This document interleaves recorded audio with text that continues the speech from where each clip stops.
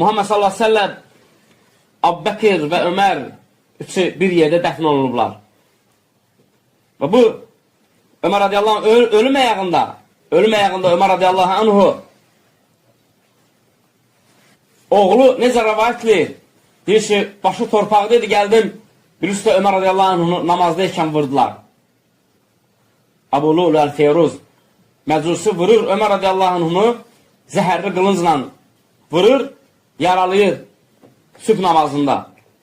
Və sonra o zəhərdən və qılıncın qanaxmasından Ömər radiyallahu anhu bir gün, səhvləmirəmsə bir gün yaşayır və dünyasını dəyişir. Və ölüm əyağında başı torpaqda doğru rəvayət edir ki, qaldırdım ki, başını yata, dizimin üstünə qoydu, deyir ki, yox, at, başımı yerə at. Qoy başım torpaqda olsun, ola bilsin, Allah mənə yazığı gəldi. Və deyir ki, oğluna ki, get Ayşə anamızın yanına və ona dinən ki, Xəttabın oğlu Ömər deyir ki, əgər imkan varsa Muhammed sallallahu aleyhi ve sellemin yanındakı o bir dənə yeri mənə versin. Ayşə anamız özü için saxlamışdı və Ömər bilir ki, o özü için saxlayır. Atası, həyat yoldaşı və özü. Çünki Ayşə anamızın evi idi. Peyğəmbərlər öz evində dəfn olunur.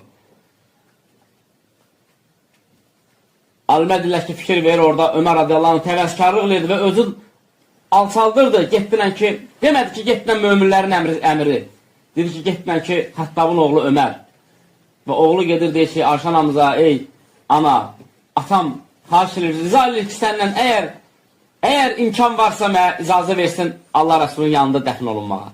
Və Ayşə anamız radiyallahu anha böyük insan, böyük qəlbli insan və onlar, qardaşlarım, batil əhli, Yahudilərin tör töküntüləri bu dini sökmək üçün, dağıtmaq üçün əsas 4 dənə sütunun üçün dağıtmaq istəyiblər. Bir binanın bir sütunu gedərsə o bina təhlükəlidir. İkinci sütunu gedərsə təhlükə böyüyür, üçüncü sütunu gedərsə orada heç nə qalmaz. Abbəkiri, Öməri, Osmanı, Yahudi və onun töküntüləri, Rafizlər bu dini dağıtmaqdan ötürü vurmaq istəyirlər, qardaşlar. Sahabə yoxdursa din yoxdur. Sahabə vurulursa dinin özü vurulur. Sahabəli vurulursa, qardaşlar, Quran-Kərim vurulur. Abbəkiri sevmə, pis olub. Öməri sevmə, pis olub. Osmanı sevmə, pis olub. Bu qədər fəthlər, bu qədər döyüşlər, bu qədər alınan torpaqlar, bu boyda dəvət. Təkcə Əli radiyallahu anh və 12 oğlu Həsən Hüseynlə olub, qardaşlar.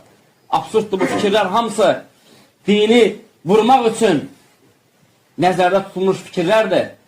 Fikir ver, gör.